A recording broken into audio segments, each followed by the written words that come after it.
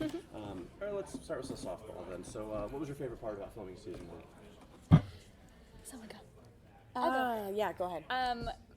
One of my most fond memories, I guess, of filming was the first time that we got to film the 1999 sequence, and we had been filming in the present day for a while, and the first time it was kind of revealed was when Alice comes out of the pond and she comes onto the farm property, and Colton is revealed, and Elliot's revealed, and Teen Cat's revealed, and it was just as it seemed on screen in terms of how amazed I was by how the transformation that they'd created in the world, and it just kind of gave me something to come back to. This is so magical, and I can't let that kind of get away from me, and it was really beautiful. So I kept that with me the whole season.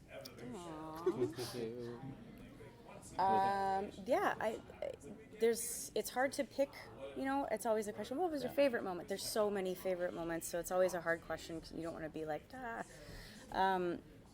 but the discovery of just these characters and their relationships, and these two who haven't seen each other in 15 plus years, and kind of having the opportunity to go backwards and see how everything really originated and how it started was awesome, because when you get to watch a show and you weren't in the teen version of you scenes, then you go back and you watch it, you're like, "Duh, that was amazing." I'm learning something, from this, and I think that's always fun though, when you're not working in a scene and then you get to see your other, your friends, families, work. It was amazing. I thought they did a beautiful job in '99 as well. Right. Yeah, I think there's so many moments to choose from, but for me it was really gratifying to have in episode 8 Elliot and Cat finally get together, because I think the writers did I such was a... going to say that, But you didn't want to steal mine. I didn't want to steal it. That's so funny. I think the writers did such a good job with the push and the pull, and actually, because we get to see the same characters as kids, we see all their internal gears starting to move, so we have a sense that we've waited that long, and it's more tangible than just saying they've waited that long. Right. So we really get, and I think audiences were really rewarded by that as well. And we pushed it. We pushed it pretty far. They had to convince us. Cat, and you see him as a teenager just wishing that she would pay attention to him, and she's just like, "Thanks, buddy," all her whole life. So the payoff. Crushing.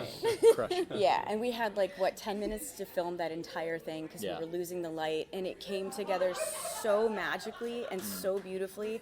And I think we only did a handful of takes, and they're just like, okay, well, just play it how you really see it and how you want to see it, and we're just like, okay, well, we're gonna give them a run for their money. We just went for it. And it was one of those, it was movie magic, because it was one of those ones where if we didn't get it, that would have been it.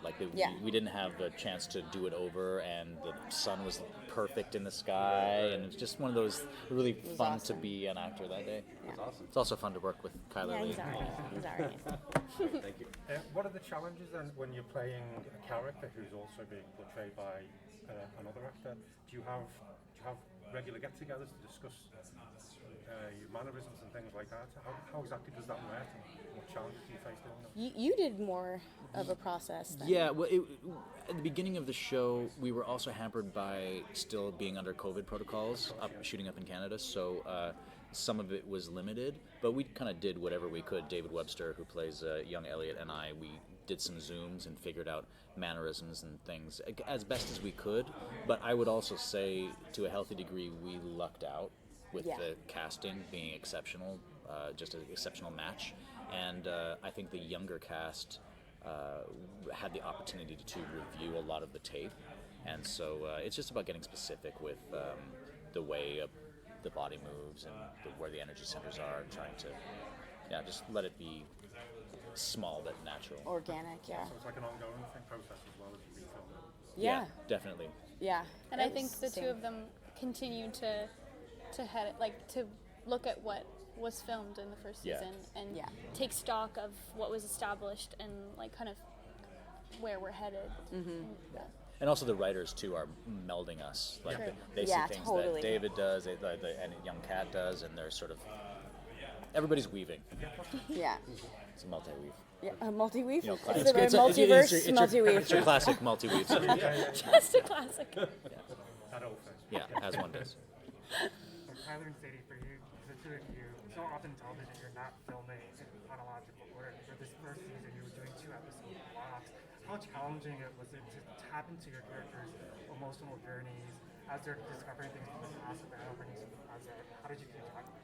Good question. The continuity supervisor was like the biggest thing for us because it was challenging. I'd never filmed 2 episodes at once. It was usually just one, and maybe they overlapped by a few days or whatever on past projects. But for this one, it was like, whoa, it's a lot, because you do have to keep track of so much, and there is, you know, this continual weaving, and when you don't really know super far ahead, the choices that you're making now as an actor will somehow kind of like be either proven or, you know, later, or you kind of go, oh no. So it was definitely challenging. I know I for myself needed help to keep things in order.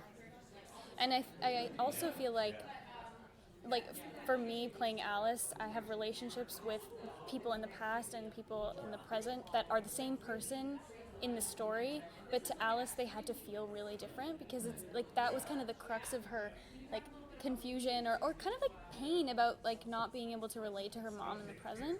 And so I felt like what helped me keep it a little bit more organized was really seeing like Teen Cat and Teen Elliot as separate people almost, because as things unfolded it became harder and harder to untangle that they weren't that they were the same people who I was kind of at odds with in the present, and so that kind of added fuel to the fire for me at least. But yeah, the details, it's a team effort. It's not absolutely. It's the 2 of us, it's the 3 of us. It's also like David Webster, who plays Teen Elliot, he like really takes on the role of the details often too, and so we kind of lean on each other inside of the scenes, and then on top of that just like the creative team is there for us always.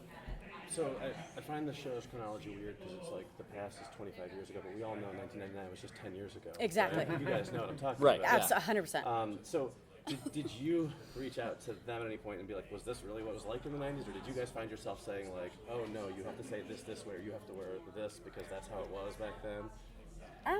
You know, is there any pointers flying back and forth about what it was like? The writers did a pretty good job of researching, I think, and like they're writers who grew up in that time. Like, Yeah, so Alexandra Clark, They're speaking about she's- their own experience. Exactly. And so that was a nice thing, is you and I are vintage of that age. You Okay, know? I'm fine with vintage. Yeah, I'm fine yeah. with that. It's like wine. Fine wine. Fine. Someone said a Fine fine wine. cheese. I was like, you never. No. Don't, Not a cheese, a wine. don't ever say that. Very good year. Yep. But I think it's cool to go back and be able to relive some of that stuff. It still feels Our weird little to have that Sister called Hazel as, like, moment in the car. Yeah, I know. I Yeah. know. It's weird to have that be called retro. You know, Yeah, like believe me. it's very strange. Right. But I imagine it will only get stranger. Yeah, it only gets stranger. A few things that you had said along the way. I can't. Oh, I yeah, can't there was think a of. few little like like, if I had to use like technology and stuff in the past, they'd have to like explain it to me before, like, because I don't know. And also, but the great thing about it was that Alice was meant to be discovering this all in real time, and the challenge for her was like she tries to tell Kat that she's time traveling, and she laughs in my face. So I have to kind of like be like, yeah, I know what that is, like, and I might not have, or Alice might not have. So it kind of added a little. I didn't have to study too hard. It was kind of like, again, woven in there. What were you saying, weaving or Multi-weaved. multi-weave? Multi-weaved. It was multi-weaved. Okay. Well, there seems to be with your show, and also there's the recent film Totally Chiller, which has this whole Back to the Future kind of vibe thing going on again. When you've been looking at this, what drew you to the project initially? Was it the family drama, or was it this time travel element, which seemed like a bit more of a challenge, maybe, or what was it about the project? I think those were obviously very true to kind of the heartbeat of it, but the fact that we had the opportunity to do something and flip everything on its head for Hallmark, to be able to see something and represent something that's grittier, more emotional, more raw, not pretty.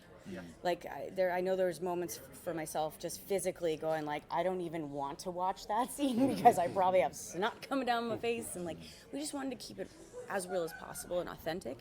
And so I think for us to have been able to given that opportunity and really open up the audience and show people that, hey, this isn't just Christmas movies, which we all love, like don't deny it, but like You need to watch a little you know, Christmas movie They have after their you own watch con. the show. yeah. No, it's true, but to help, give Hallmark a whole different side and opportunity to reach audiences that might not have never done so before.